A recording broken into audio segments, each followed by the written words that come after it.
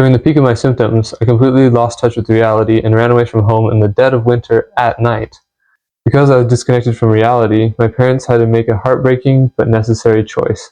In this video, I want to talk about some things I wish I would have known and my family would have known before my schizophrenia started to onset. Hopefully what I share can help shortcut the learning curve if you are fighting this battle yourself, or trying to support someone you love. Looking back on my journey with 2020 hindsight, I want to open up about changes you can make in your dialogue and practical steps to help someone with schizophrenia, and medical trial and error that could have guided me to stability much faster and more smoothly. Following tips are based entirely on my own point of view and what I wish people had known during my journey. If you have a loved one with schizophrenia, it is incredibly tempting to try and reason with them or challenge the delusions they're experiencing. But in my experience, trying to persuade someone who is temporarily disconnected from reality is nearly impossible. Instead, the best way to help someone who is hallucinating or experiencing paranoia is redirecting them. Steer them towards a wholesome activity they already love to do, whether that's a hobby, a favorite game, or something creative. Pulling their focus away from a distressing thought and guiding them towards something safe and familiar is sometimes the biggest win you can have. To give you a real example of what perfect de-escalation looks like, you have to look back at one of my hardest nights. During the peak of my symptoms, I completely lost touch with reality and ran away from home in the dead of winter at night. My mom, alongside a few close friends, desperately searched the area and finally tracked me down walking along the road. In that situation, almost any parent's natural instinct would be to slam on the brakes, run out of the car, and beg or force your child to get inside. But my mom approached it perfectly. Looking back, I know for a fact that if she had stepped out of that car to approach me, I would have bolted straight into the darkness. Because at that exact moment in time, my mind was convinced that my family was trying to poison me. By refusing to corner me, she kept me safe from my own panic. The next thing I want to talk about when reacting with someone in psychosis is something that sounds simple, but is actually a vital strategy. Treat them with extreme kindness. There are two main reasons for this. First, when a person is in psychosis, it is incredibly easy for their mind to misinterpret a message. If your tone of voice or your words you use are even the slightest bit firm or demanding, their brain can completely flag it as a threat. For example, if you tell someone in psychosis to get a task done, even if you think you're being calm, their mind can easily warp that into a confrontation, escalating their anxiety. The second reason comes down to actual science of the brain.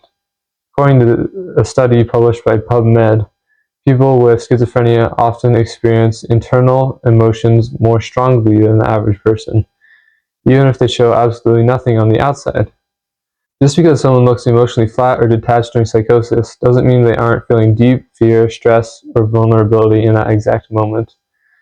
Treating them with patience and gentle kindness is the best way to de-escalate that internal storm. When I was experiencing the symptoms of schizophrenia, my mind and body were emotionally supercharged all the time. It was an intense physical sensation, almost like having butterflies in your stomach, but it was trapped in my chest, and it fired off for every single emotion I felt. Because everything felt so amplified, I found myself reading into absolutely everything people said, even when I desperately tried not to. Looking back, I realized it was a defense mechanism. My brain had developed this hypervigilance to try and protect me from slamming into the most intense, crushing negative emotions. When your mind is under that kind of constant, exhausting pressure, your reality feels completely unsafe. That is why I say being kind goes such a long way. The gentle tone isn't just polite, it acts as a signal to an overloaded brain that it can finally lower its guard. Now I want to talk about how to recognize schizophrenia early, because catching it early can make all the difference. When you spot the warning signs right as they begin, it drastically increases the chances that a person will be open to getting help and improving their situation before a full crisis hits. There's also an important medical conversation around early intervention. You might read articles on PubMed suggesting that active psychosis can actually cause structural brain damage, and that the more episodes a person has, the more cumulative damage occurs. Based on my research, the science on this is still a bit inconclusive. Experts are still debating whether repeated episodes of psychosis directly cause permanent tissue loss, or if those changes are just a natural progression of the illness itself. But regardless of the exact brain chemistry, one thing is certain: untreated psychosis completely derails a person's life, and catching it early saves futures. By the way, whenever I mention a specific study or source, you can find the links right down in the description box below. So what exactly does schizophrenia look like? According to Mayo Clinic, some of the earliest red flags are things called negative symptoms, also called passive symptoms. The Mayo Clinic has an article that says they may not bathe, make eye contact, or show emotions. They may speak in a monotone voice and not be able to feel pleasure. Also, they may lose interest in everyday activities, socially withdraw, and have a hard time planning ahead. A lot of people think schizophrenia is only about hallucinations, but a study on PubMed reveals a shocking statistic. Up to 60% of patients have prominent negative symptoms that require serious clinical treatment. Sometimes the person isn't acting out, they're shutting down. Of course, you also need to look out for the more well-known positive symptoms, also known as active symptoms. This includes sensory hallucinations like hearing, smelling, seeing, and feeling things that others cannot. To help paint a clear picture of what this actually feels like, I'll give you two quick examples of the voices I experienced, one broad and one very specific.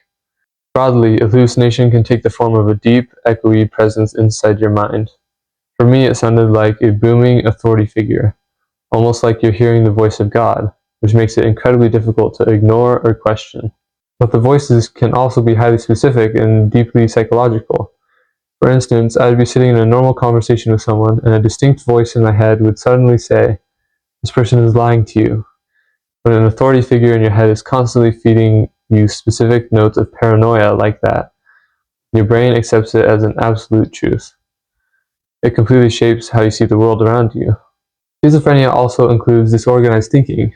For me, living with disorganized thoughts felt like trying to solve a complex riddle while a drill sergeant was screaming at the top of his lungs directly into my ear. My thoughts were scattered everywhere, and trying to concentrate felt completely impossible.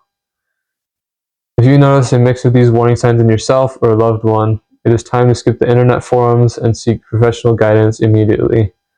I have another video coming up about where people can find help when they are battling schizophrenia. Now let's get into the practical details of living with this illness. This is going to be a brief overview of a couple of major areas that I'll dive much deeper into in future videos. First is the financial side of chronic illness. My medication used to cost a couple $1,000s a month. So how can I handle that expense? Healthcare insurance can be a massive help, and that is the primary tool I use to cover the cost. Another avenue to look into is Social Security Disability Insurance, or SSDI.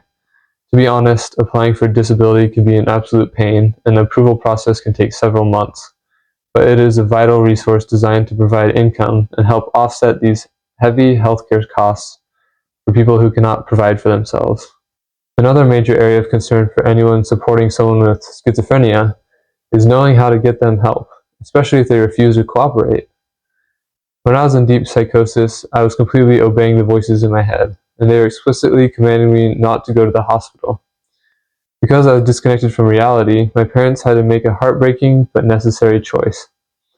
After I got into a mild physical altercation with my dad, the crisis workers we had at the house contacted the police. When the police arrived, they placed me on an involuntary medical hold.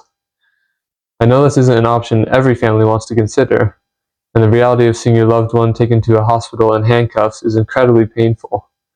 I am incredibly fortunate that my actions didn't lead to long-term legal consequences. But looking back with 2020 hindsight, I am profoundly grateful my parents made that call. If the police hadn't intervened and forced me to get to the hospital and onto medication, I would be in a completely different, much darker place today. If your loved one becomes a danger to themselves or others, utilizing emergency services and involuntary holds isn't a betrayal. Sometimes it is the only way to save their life. The final topic I want to cover is the absolute necessity of building a proper support system.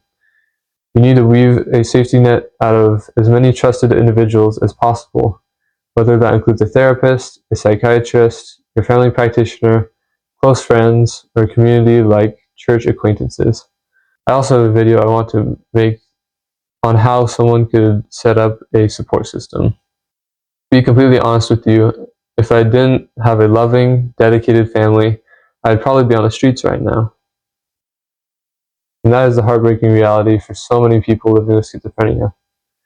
When you're in the thick of this illness, it can be impossible to hold down a job, take care of your basic needs, or manage your own medication. Without a safety net, people fall through the cracks. So if you have a support system in place, please lean on them. Don't let shame keep you isolated. And as you begin to heal, find small ways to reciprocate the grace and generosity they show you. Recovery isn't a solo journey. It takes a village.